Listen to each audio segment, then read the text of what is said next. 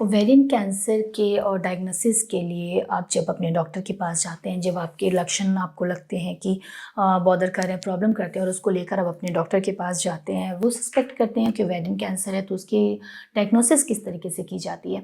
तो उसकी डायग्नोसिस के लिए, उसके एग्जामिनेशन के लिए सबसे पहले आपका जो पेल्विक एग्जामिनेशन है उसको परफॉर्म किया जाता है। जो आपके डॉक्टर होते हैं वो पेल्विक रीजन को पैल्पेट करते हैं, उसके इंटरनल एंड एक्सटर्नल ऑर्गन्स को चेक करते हैं, एग्जामिन करते हैं। साथ ही साथ कुछ एक इमेजिंग जो इन्वेस्टिगेशंस होते हैं, टेस्ट होते हैं, जैसे कि अल्ट्रासाउंड है, सीटी स्कैन है, इसका हेल्प लिया जा सकता है। तो एब्डोमिनल जो ये इन्वेस्टिगेशंस होते हैं उनको किया जाता है और इसके द्वारा जो ओवरीज का शेप, साइज़ एंड बाकी जो कैरेक्टर्स हैं उसको अच्छे से जांचा जाता है, समझा जाता है। साथ ही साथ कुछ एक रूटीन ब्लड इन्वेस्टिगेशंस भी करवाए जा सकते हैं ताकि आपका जो ओवरऑल हेल्थ स्टेटस है उसके बारे में जानकारी प्राप्त हो सके।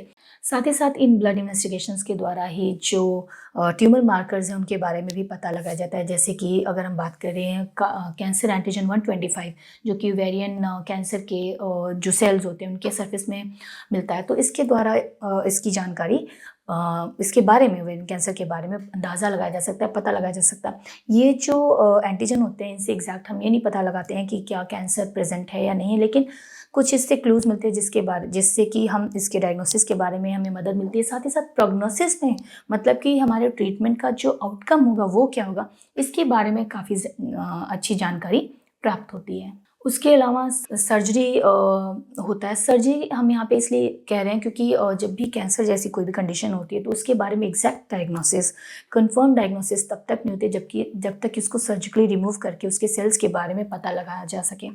तो जब सर्जरी करते हैं, वो जो मांस होता है उसको रिमूव करते हैं, उसको टेस्ट करते हैं, पता लगाते हैं कि कौन सा कैंसर है या नहीं है। तो ये सारी जानकारी सर्जरी के बाद ही मिलती है। उसके अलावा जेनेटिक टेस्टिंग भी करवाया जाता है, इसकी भी मदद ली जाती है। अगर कोई ऐसा इनहेरिटेड जीन चेंज है जिसके बारे में सस्पेक्ट कर रहे हैं, तो ये सारी जानकारी भी जेनेटिक चेंजेस के द्वारा मिलती है। तो ये भी ब्लड टेस्ट के द्वारा किया जाता है और इसके द्वारा अगर आपके डीएनए में कोई ऐसे म्यूटेशन, कोई ऐसे चेंजेस मिलते हैं तो उसके हिसाब से आपके डॉक्टर फर्दर आपका जो ट्रीटमेंट प्लान है उसके बारे में डिसाइड करते हैं। एंड साथ ही साथ ऐसा अगर कुछ मिलता है और टेस्ट में पॉजिटिव मिलता है तो इसके लिए आप अपने फैमिली मेम्बर्स से भी बात करते हैं, क्योंकि जो ब्लड रिलेशन में लोग हैं उनके लिए भी ये रिस्क बढ़ जाता है। तो उनके साथ भी आप ये इन्फॉर्मेशन शेयर कर सकते हैं। उसके बाद जब एक बार ये कंफर्म हो जाता है कि ओवेरियन कैंसर है तो फिर उसकी स्टेजिंग के बारे में देखा जाता है। स्टेज 1 टू स्टेज 4 इसकी कैटेगरीज होते हैं। जो स्टेज 1 होता है वो लोएस्ट स्टेज होता है, और इट मीन्स कि जो कैंसर है वो ओवरीज तक कन्फाइंड है। वहीं पे जैसे जैसे बढ़ता है इसकी जो सिवियरिटी है वो बढ़ती है। तो कह सकते हैं जो स्टेज 4 है वहाँ पे ये सबसे एडवांस स्टेज होता है और इस स्टेज पे जो कैंसर होता है वो दूसरे ऑर्गन्स में भी इन्वेड कर जाता है, उसकी मेटास्टेसिस हो जाती है, डिस्टेंट ऑर्गन को भी ये अफेक्ट कर देता है। तो अब अगर हम इसके ट्रीटमेंट ऑप्शंस की बात करें तो इसका treatment basically surgery and chemotherapies होते हैं and most of the time ये combination of surgeries and chemotherapies ही यूज़ की जाती हैं। तो सबसे पहले हम बात करते हैं जहाँ पे एक ओवरी को सर्जिकली रिमूव किया जाता है। अगर ज़्यादा स्प्रेड नहीं हुआ है, एक ही ओवरी को अफेक्ट किया है कैंसर ने, तो उस ओवरी को और उसके फैलोपियन ट्यूब को रिमूव कर दिया जाता है सर्जिकली। यहाँ पे फ्यूचर जो प्रेगनेंसी के चांसेस होते हैं, मतलब जो एबिलिटी टू हैव चिल्ड्रन, ये प्रिजर्व रहता है, यहाँ पे कोई प्रॉब्लम नहीं रहती है। सेकेंडली जहाँ पे सर्जरी करते हैं, जहाँ पे दोनों ओवरीज को रिमूव कर रहे हैं, वहाँ पे अगर ये दोनों ओवरीज को अफेक्ट कर जाता है कैंसर सेल, तो वहाँ पे दोनों ओवरीज को विद फैलोपियन ट्यूब रिमूव किया जाता है। यहाँ पे अगर frozen embryo and frozen egg का इस्तेमाल करें या डोनर एग्स का इस्तेमाल करते हैं तो भी जो प्रेगनेंसी के चांसेस हैं उसको प्रिजर्व किया जाता है। तो भी जो महिला है in future after all these surgeries वो प्रेग्नेंट हो सकती हैं। देन जहाँ पे जो ओवरीज हैं, साथ ही यूट्रस है, ये सब में अगर कैंसर सेल्स ग्रो कर जाते हैं, ये काफ़ी ज़्यादा बढ़ जाते हैं, तो यहाँ पे एक्सटेंसिव सर्जरी के द्वारा जो ओवरीज हैं, यूट्रस है with fallopian tube of course, ये सारा रिमूव किया जाता है सर्जिकली। और यहाँ पे इन फ्यूचर जो प्रेगनेंसी के चांसेस होते हैं उसको प्रिजर्व नहीं कर पाते हैं। और इन स्ट्रक्चर्स के साथ साथ में जो नियर बाय लिम्फ नोड्स होते हैं, एब्डोमिनल टिश्यूज़ होते हैं कुछ, उनको भी रिमूव किया जाता है। उसके अलावा अगर ये और भी ज़्यादा इन्वेड कर गए हैं, और भी ज़्यादा ये टिश्यूज़ जो कैंसर टिश्यूज़ हैं, कैंसर सेल्स हैं, वो और ज़्यादा ग्रो कर गए हैं, दूसरे और ऑर्गन्स को भी अफेक्ट कर गए हैं, तो उसी के हिसाब से और ज़्यादा एडवांस्ड एंड एक्सटेंसिव सर्जरीज की जाती हैं एज़ पर रिक्वायरमेंट।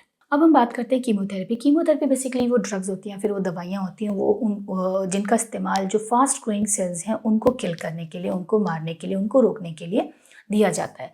ये खाने की दवाइयाँ भी हो सकती हैं या फिर इंजेक्टेबल फॉर्म में भी इन दवाइयों को दिया जा सकता है। इन दवाइयों का इस्तेमाल before surgery and after surgery दोनों कंडीशन में किया जाता है। इवन ड्यूरिंग दी सर्जरी भी इनको दिया जाता है।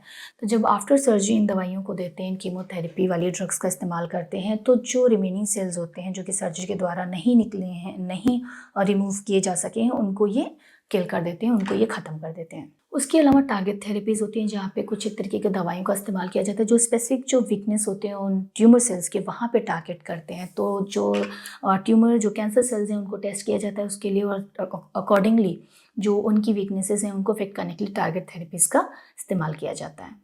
उसके अलावा हार्मोनल थेरेपीज़ भी कई जगह दी जाती हैं। ये बेसिकली जहाँ पे स्लो ग्रोइंग कैंसर है वहाँ पे इनका इस्तेमाल किया जाता है, वहाँ पे बेस्ट सूटेड ऑप्शंस होते हैं। बेसिकली कुछ एक ड्रग्स दी जाती हैं जो कि एस्ट्रोजन को ब्लॉक करते हैं, क्योंकि कई बार देखा गया कि जो एस्ट्रोजन होता है वो ओवेरियन जो कैंसर सेल्स की ओवर ग्रोथ है उनको हेल्प करता है। तो उस तरीके से कुछ दवाइयाँ दी जाती हैं जिससे कि एस्ट्रोजन को ब्लॉक कर दिया जाए, ताकि जो ये हेल्प प्रोवाइड कर रहे हैं कैंसर की सेल के ओवर ग्रोथ में, वो ना कर सकें। तो ये हमेशा treatment of option best choice नहीं होता है ये ट्रीटमेंट के लिए। जहाँ पे स्लो ग्रोइंग कैंसर सेल्स हैं वहाँ पे इस ट्रीटमेंट को एज एन ऑप्शन लिया जाता है।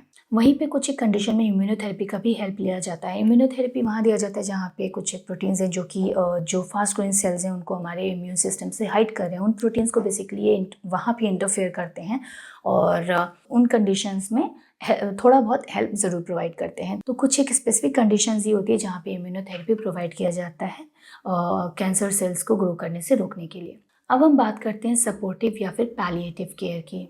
ये वो स्पेशलाइज्ड मेडिकल केयर होते हैं और बाकी आपके फैमिली के द्वारा भी दिए जाने वाली हेल्प होती है, जो कि जब हम एक्सटेंसिव जो सर्जरीज एंड कीमोथेरेपीज परफॉर्म करते हैं उसके साथ में जो बाकी सिम्टम्स भी होते हैं जैसे कि दर्द है या बाकी किसी भी तरीके का डिस्कम्फर्ट है, उसको रिलीव करने के लिए जो सपोर्ट दिया जाता है, जो ट्रीटमेंट दिया जाता है, वो पैलिएटिव ट्रीटमेंट कहलाता है या फिर सपोर्टिव ट्रीटमेंट कहलाता है। ये बहुत ज़्यादा इंपॉर्टेंट रोल प्ले करता है। अगर अच्छे तरीके से पैलिएटिव केयर को प्रोवाइड किया जाए, साथ ही साथ प्रॉपर ट्रीटमेंट जो सर्जरीज है, रिक्वायर्ड कीमोथेरेपीज हैं अकॉर्डिंगली दी जाए, तो जो पेशेंट होता है उसकी रिकवरी में बहुत ज़्यादा बेनिफिट मिलता है। वो ज़्यादा उसमें पॉजिटिविटी के साथ वो सारी ट्रीटमेंट को लेता है और इस तरीके से उसका जो हेल्थ होता है वो काफ़ी जल्दी बेहतर हो जाता है। क्योंकि जब इस तरीके के ट्रीटमेंट दिए जा रहे हैं एंड ऑलरेडी कोई महिला इस तरीके की परेशानी से सफ़र करे, तो वहाँ पे जो दर्द है या फिर और भी ज़्यादा जो सीरियस इलनेस है वो बहुत ज़्यादा तकलीफ़दायक होता है, तो उसको रिलीव करना बहुत ज़्यादा ज़रूरी होता है। तो ये तो थी डायग्नोसिस और ट्रीटमेंट से जुड़ी जानकारी। उसके अलावा अगर कोई महिला इस तरीके की परेशानी से ये परेशानी हुई है या फिर सफ़र कर रहे हैं ऐसी परेशानी से, ऐसी कैंसर हो जाता है, तो हमेशा ध्यान रखें कि पहले तो जो भी आपके मन में जो भी बातें हैं आप उसको ज़रूर शेयर करें, अपने अंदर तक ना रखें।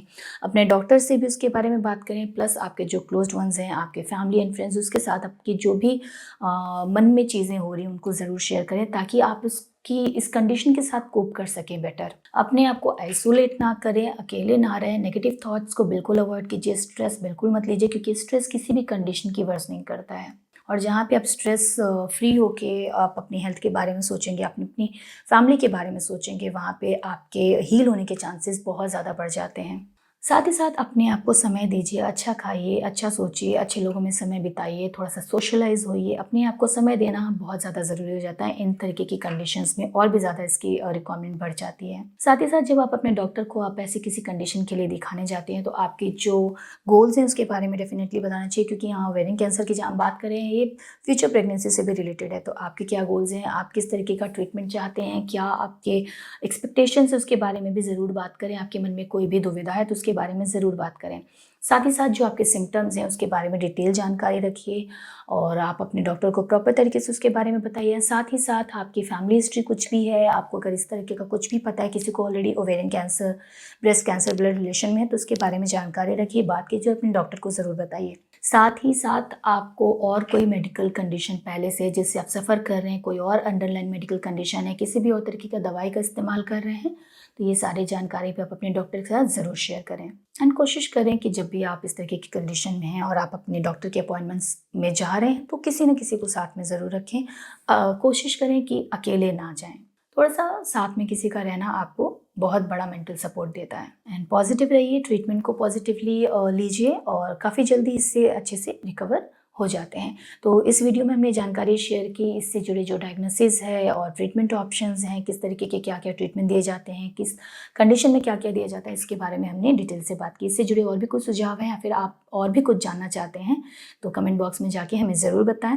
ओवेरियन कैंसर से जुड़े जो लक्षण हैं और इसके रिस्क फैक्टर्स हैं, प्रिवेंशन के तरीके हैं, उसके बारे में हमारा दूसरा वीडियो ज़रूर देखें। मिलते हैं अपने अगले वीडियो में। धन्यवाद।